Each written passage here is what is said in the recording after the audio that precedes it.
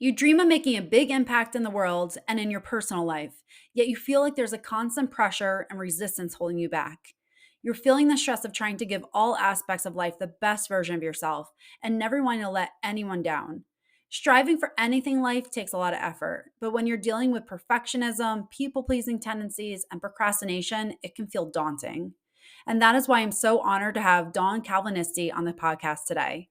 Coming from a background of natural health, Dawn Calvinisti has owned multiple businesses as a doula and childbirth educator, a homeopath, and eventually an essential oil based network marketing business. Dawn spent 7 years building this business to multiple six figures and reached the top 3% of leaders in just under 3 years. She loves coaching ambitious women who are looking to reach the next level, whether that's in their businesses or their personal lives. As a recovering people pleaser, perfectionist, and procrastinator herself, Dawn launched her podcast, Imperfection in Progress, along with a membership site to create community and provide accountability for women who want to move away from these three P's and find more joy and less stress in their lives.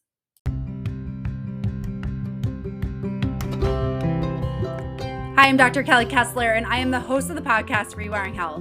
This podcast is devoted to giving you expert information around nervous system regulation, subconscious mind reprogramming, and a variety of health topics so that you can optimize your life. Stop feeling burnt out, overwhelmed, in pain, and start living your life where you can remain successful without compromising your health.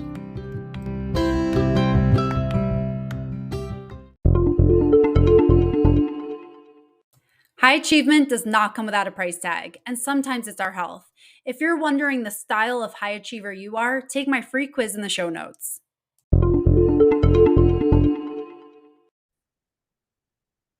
Welcome back to another episode of Rewiring Health. So honored to be joined by Dawn Calvinisti. So thank you so much for being here today. I'm really excited about this conversation.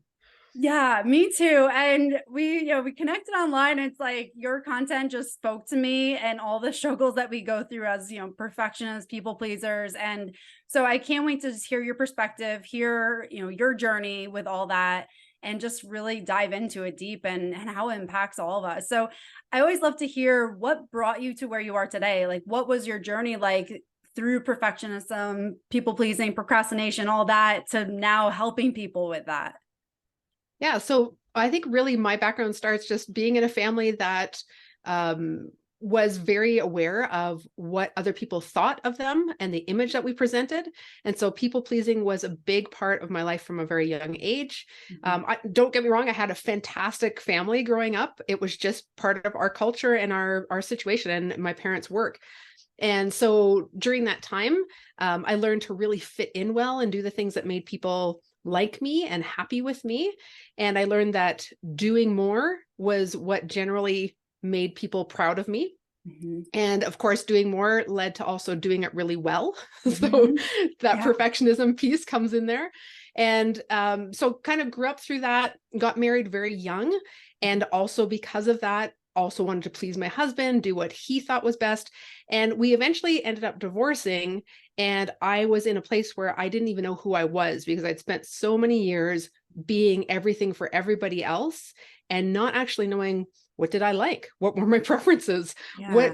What were things that bothered me? What were my actual values?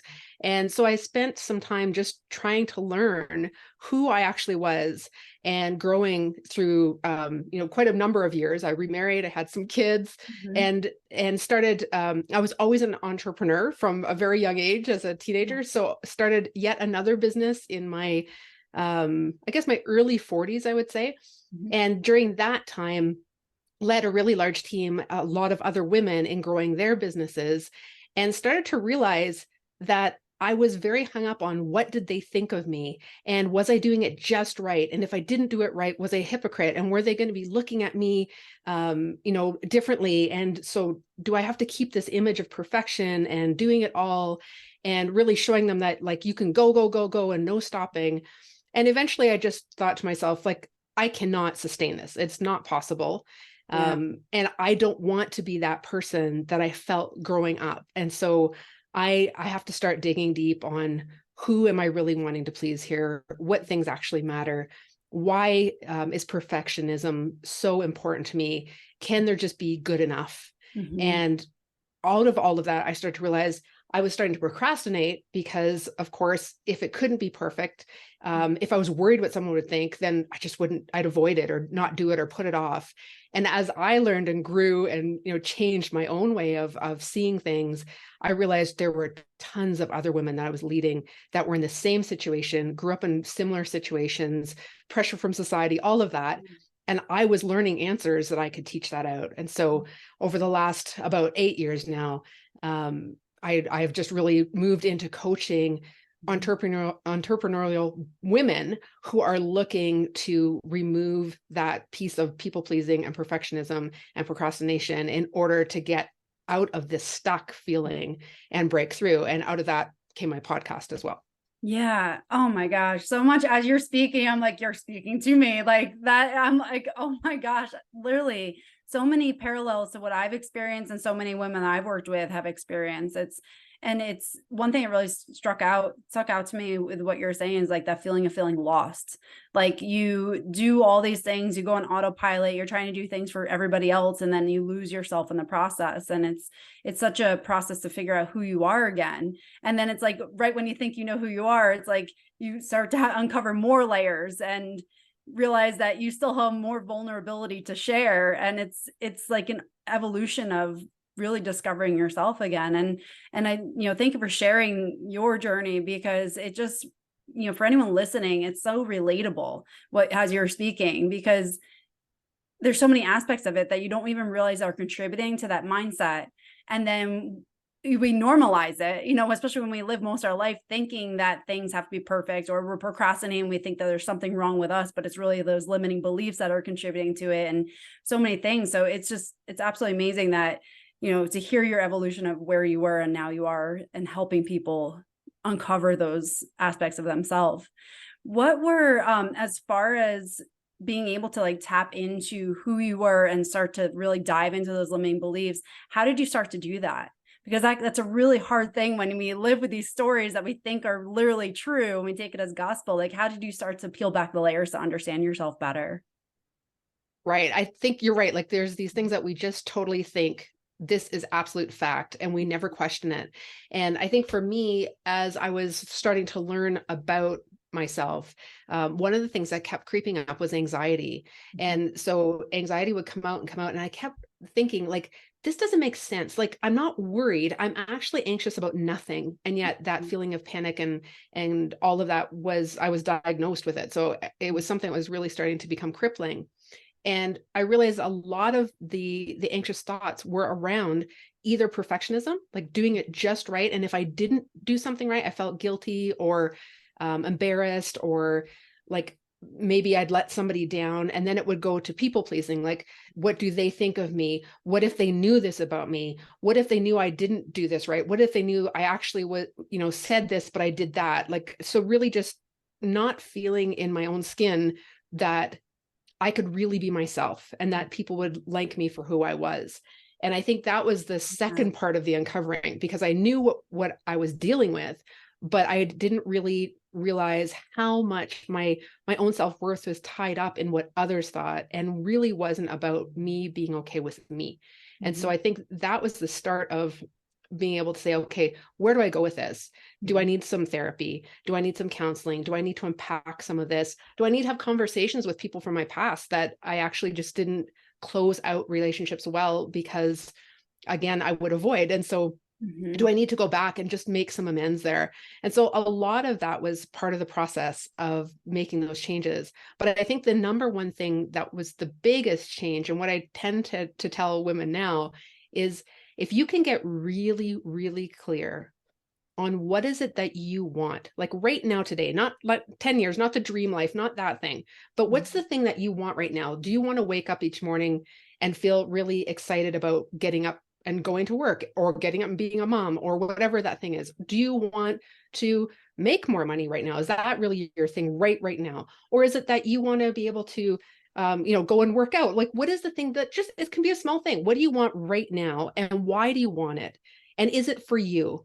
And so once you can uncover one small thing that really is specifically for you, I think that's where you start, because then you can start saying, okay, I do like this. I do feel like this is my thing. It is worth it for me to spend this time. It's okay if I have to say no to somebody Yeah. else because this is so important to me. And so once we start being able to say, yes, this is my boundary, this is the Mhm. limit, this is where I can say, yeah, this is worth spending time on myself, then all the other things, the self-care, the worthiness, the putting boundaries, to be able to say no in a nice way, just start to come and line up. But you need to find one thing that you really, really feel that way about right now. Yeah, that's such a great tip and such something that's so tangible, because often you hear like, oh, well, what's your dream life? What do you want to be like? And it can feel so overwhelming, especially to someone who's a perfectionist. Like, I can't picture how everything needs to be perfectly 20 years from now, you know? So it's like to look in this moment and really tap into your core values, like what's meaningful, like what a great tip for someone who's struggling right now and feels like they're like getting thrown around. It's almost like a ship without a rudder, you know? It's like the waves are just pushing you in every direction. It's like what the external world does to you. And it's like if you can figure out where you want to go, now you have some direction to dictate, you know, the decisions that you make in life. So I love that. And just going back to what you were saying earlier and how you were showing the world one thing, yet you were feeling something in there, and that does, I've experienced that myself too. It's like you still have that front where you have that like protective mode, like I know this is really me, but I can't show the world because you know it's too vulnerable. And then the bigger that gap is, the more turmoil that you experience. And I find that that's where a lot of that anxiety comes from, where it's like you can't even be one with who you are and feel like you can show the world that true self. Absolutely. I know you talked about, Yeah. oh, go ahead. I was going to say the other thing too, that when you're in that place where you don't really feel aligned with your own Mhm. values, for a lot of women, I find when I'm working with them, they'll even say like, I don't have a dream, or I don't have something that I really want, or I used to, but I've kind of given that up because I'm taking care of others, or because I'm doing these other things. And again, sometimes it's just literally sitting down and Yeah. saying, okay, but if I Mhm. didn't have any of those other obligations, if I really, Mhm. nobody needed me, Yeah. what is that thing that I personally would do on a daily basis? Again, even if it's something small, because I just like to. And so sometimes it's going back to that, because we often can't get outside of our present situation to be able to say, okay, who am I and what do I want? Yeah, that's it's so relatable, because I remember moments having like that, like I don't even know what's meaningful to me. And it's like I love that it sounds like you hold space for women to really dive into that, because sometimes you can get into your own life and if you don't have someone to really give you those questions and really target the things that can matter to you, it can be really hard to do that on your own. So I love that you give women space to figure that, uncover that, and discover what they're really meant to be here for. So I absolutely love that. And one thing I want to hear your perspective on, and I know you touched on it, was boundaries. And this is sometimes so cringy to like a people pleaser, where you're like, yeah, it sounds great, but how do I do this? And you know, oftentimes it makes you feel like you have to push people out of your life. And it's like, especially as a people pleaser, the last thing you want to do is disappoint people. And it can be really like this push pull of what you feel like you need to do, but what you actually can do. So how do you suggest to women on how to navigate boundaries and really implement those? Yeah, and boundaries are so cool, because once you actually start practicing them, you realize how much freedom they give you. But I think you're right. We often think it means that we're saying no to everybody, or we're going to disappoint everybody. And the truth is, when you find something so I'm just going to give a tangible example. So, for example, say somebody has asked you to do something for them specifically, like, can you come and make this thing for this engagement, or can you do this, come to the school and do this on this day because the kids are doing this in class, or whatever. But it's something that you feel slightly obligated because you're involved in it in some extent. And so normally you would just say yes. And maybe you would feel a little bit resentful because you didn't have the time for, or whatever, Yeah. but you would normally say yes. And I think part of what happens is, because we don't know what is of value to us, we then don't know what to say no to. And so one of the things that has to happen before you ever start setting up boundaries is you have to be able to fill your calendar so that you actually know what you can say yes and no to, because you can see your time. And I know a lot of people don't want to have things down on paper. Some people don't like looking at a schedule and all that. But when you're learning how to function, sometimes you have to start with something and then you can start weaning off later. But one thing I always suggest is lay out your calendar for the week with everything that you do, whether it's obligations that you want to do or not. put it all in there. So even things like if you have to drive somewhere to do something, put that in there so that time block is there. We're not forgetting the actual time it takes to get to the things that we're doing. And then once you actually see everything in there, you can take a look and say, okay, where is spare time? Is there spare time? Is there areas in there that I actually have, space for? And then you can say, okay, well, Wednesday, Thursday, Friday, I am booked out. It's not that every moment I'm running, but there's really not much free time. And if I book any more time, I will be exhausted and grumpy. I won't be good for my family, my partner, myself. I will be a mess. And then I'll take all weekend to recover, which is not how I want to spend my weekend. So, okay, so what does that look like? Okay, so Wednesday, Thursday, Friday, anybody that asks me for anything, my answer is, I'm sorry, I'm fully booked on those days. Right. But maybe you do want to do something and you know that Tuesday is a good day. Then you can say, is there a way we can work around that for Tuesday? Right. So then you have an option. You can say no, or you can give another option. But if we don't know our own commitments, we just keep overcommitting because people pleasers want to help everyone. Does that make sense? Totally. And I love that. It's so actionable and tangible. And I just love that. It's something that anyone can do. And especially as a people pleaser, it can feel so much like, oh, I can take it on. I'm fine. I'm fine. I can take on more. I can spread myself thinner. But when you see it on a calendar, it does make it more objective and concrete that you're not just saying no because for the sake of saying no, you're saying no because it's actually real. And it's like the evidence that your brain is craving. Yeah, I love that. Such a great tip. And it's just, again, something so easy to implement. And yet I believe it would make such a huge difference. So I love that. And one thing as you're talking, it just came into my head because again, that people pleaser, perfectionist, one thing that, often you experience is that like shame and guilt around everything. Like that's like the default emotion that people pleaser perfectionists tend to get into. It's like, even if something's good, there's, if someone does something nice for you, there's almost still that like shame and guilt they experience with it. So how do you recommend for women to start to move out of that shame guilt and not always constantly get thrown back in it in their life? Yeah. So this one, I'm going to back up a little bit because always the shame and guilt comes from conversations in our own head, right? So I've named my inner critic. So her name's Harriet.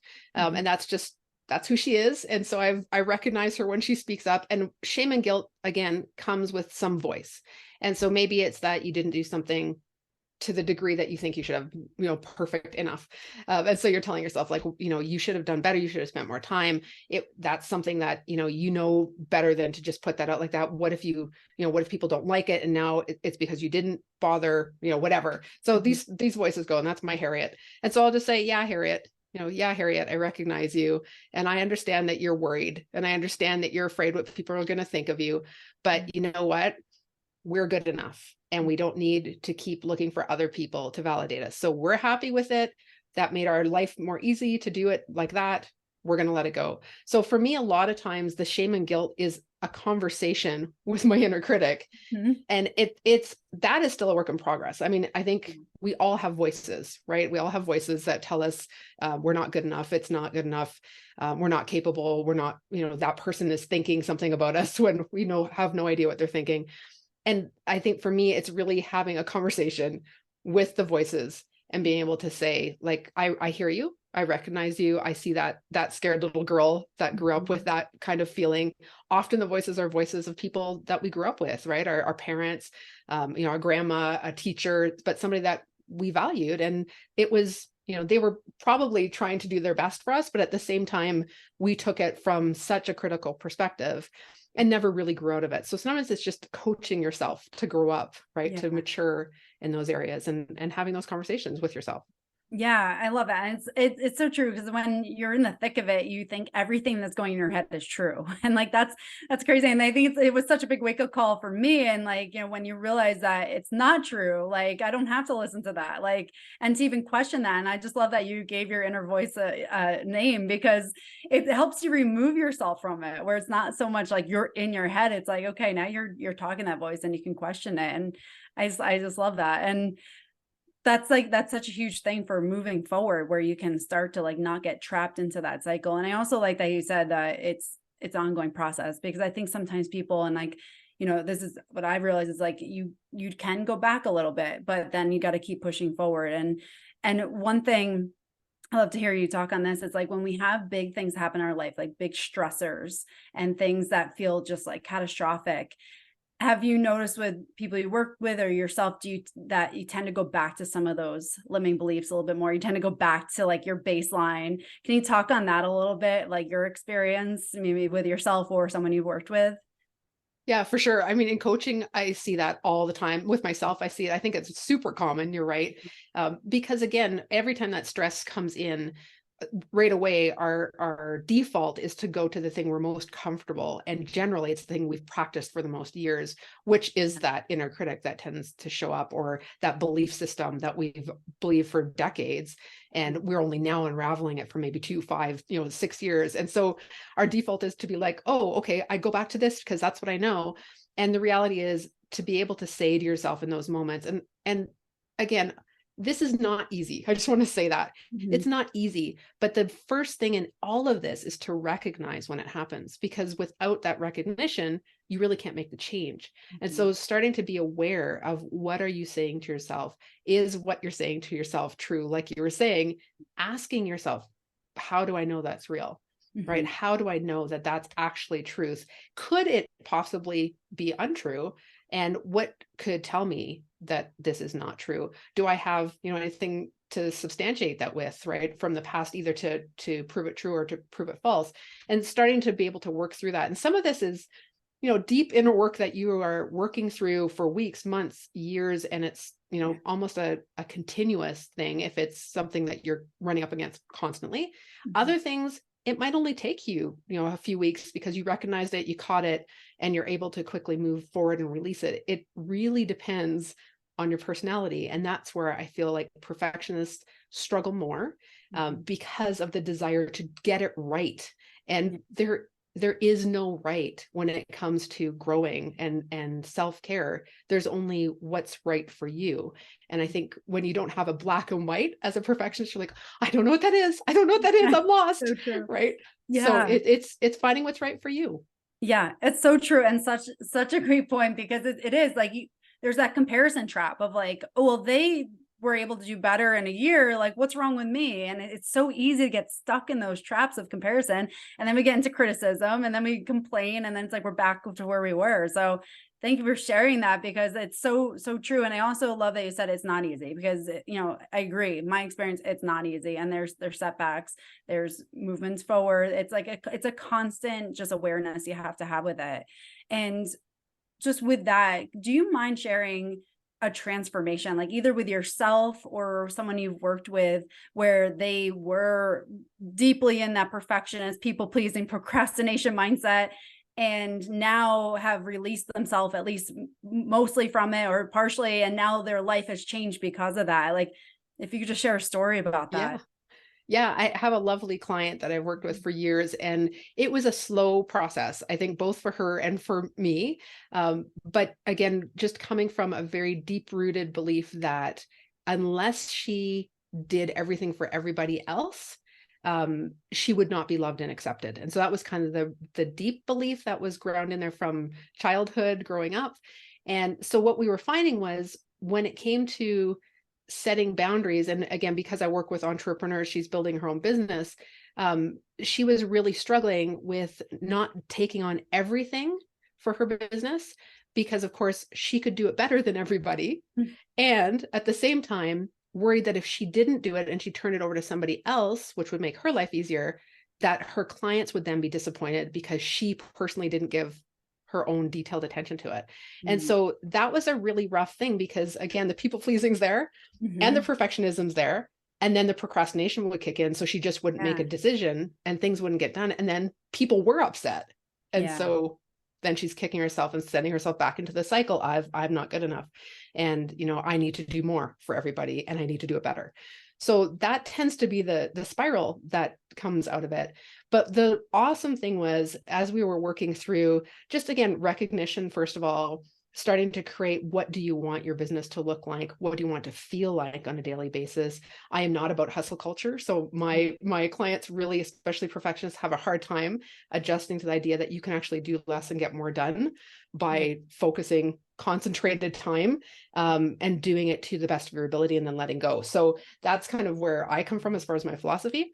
So to help her start to recognize that as she was letting go of just some small things that she really didn't enjoy doing and handing it over to somebody else to take care of for her and not micromanaging it. So again, another hard thing as a perfectionist, but just letting it go, getting it back and taking a look through, making any final changes she wanted and putting it out without major tweaks, without thinking it through too much, just putting it out. And so we made it kind of a plan for 2 months that this is how we would work this part of her business.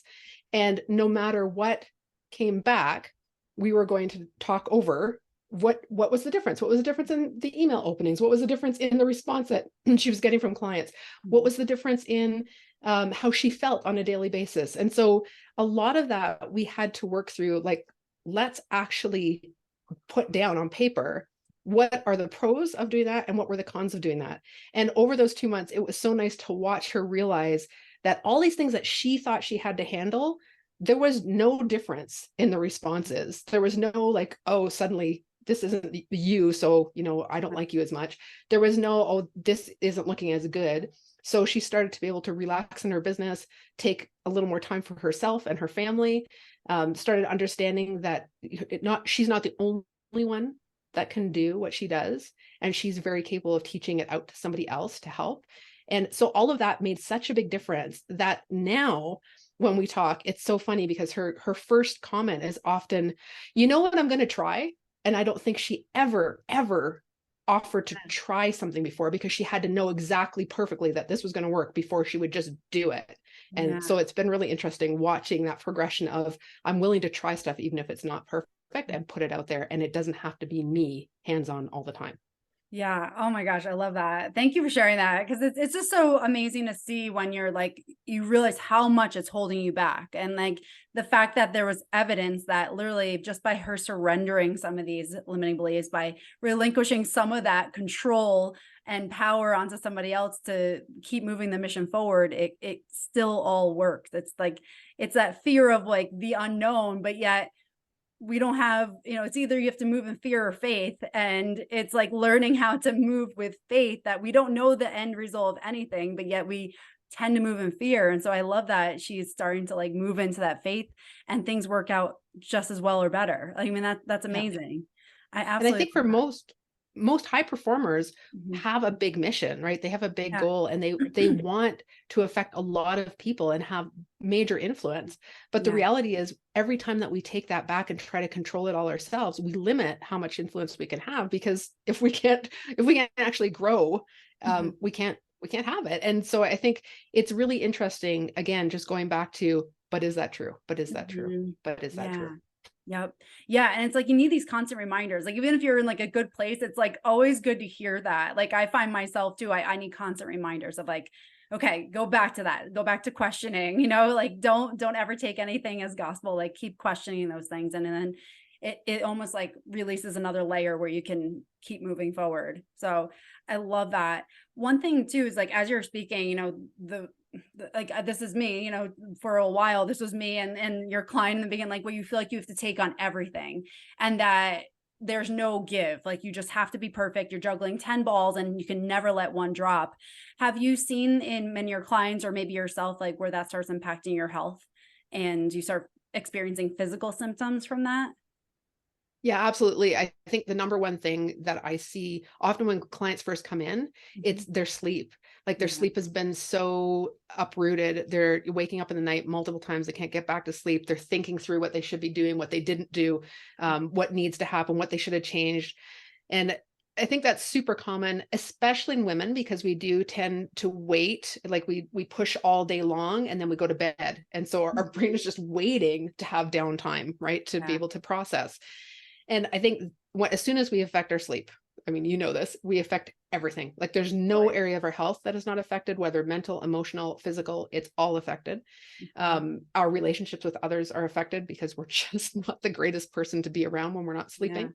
And I think some of the people I've coached end up with chronic illnesses that really can be traced back to the fact that the amount of pressure and stress that they put on themselves and just not recognizing that they were heading to burnout was, the thing that brought them to talking to me.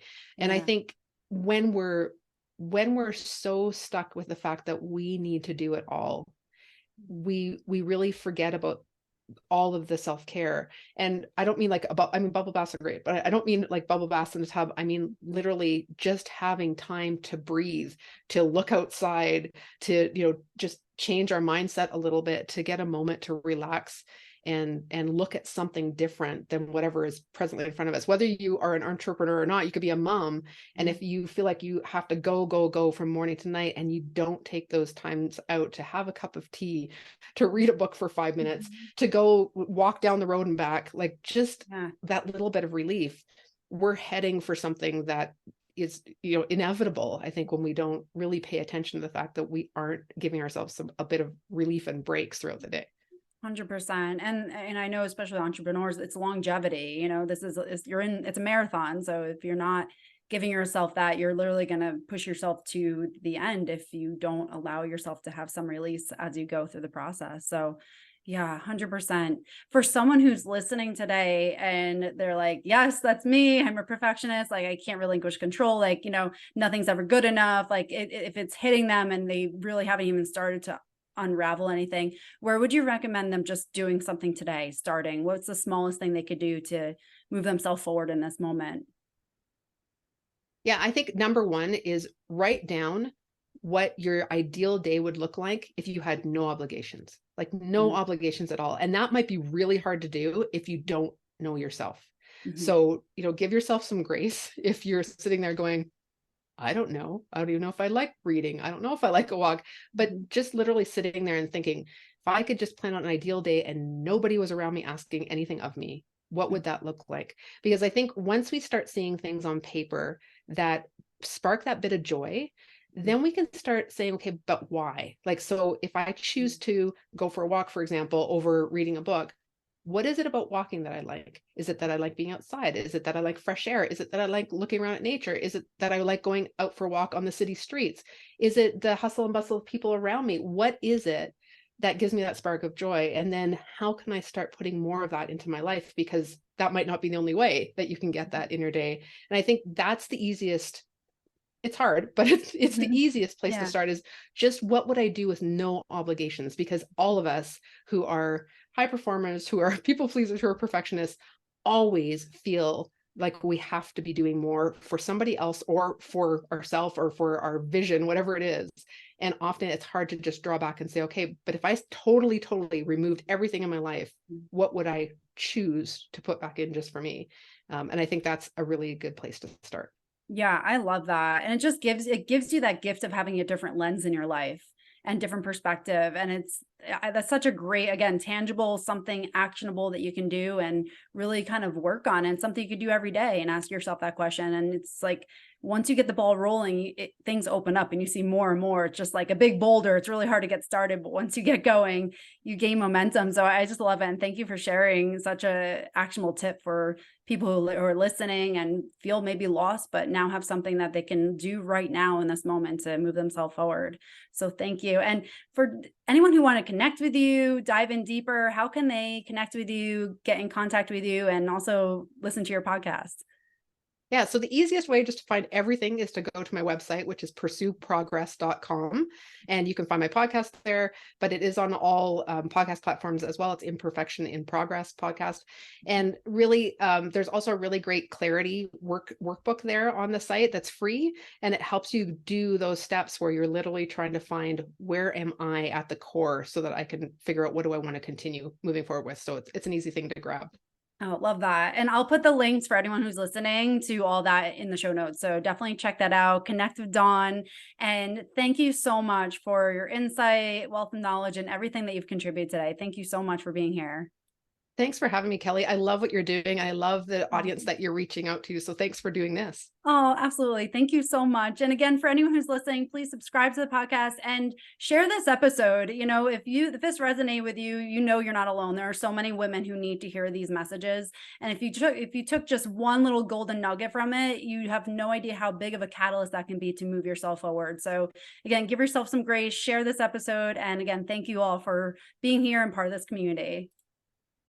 Hey there. Thanks for listening to this episode. I hope it serves you well to start rewiring your brain to create the life you desire.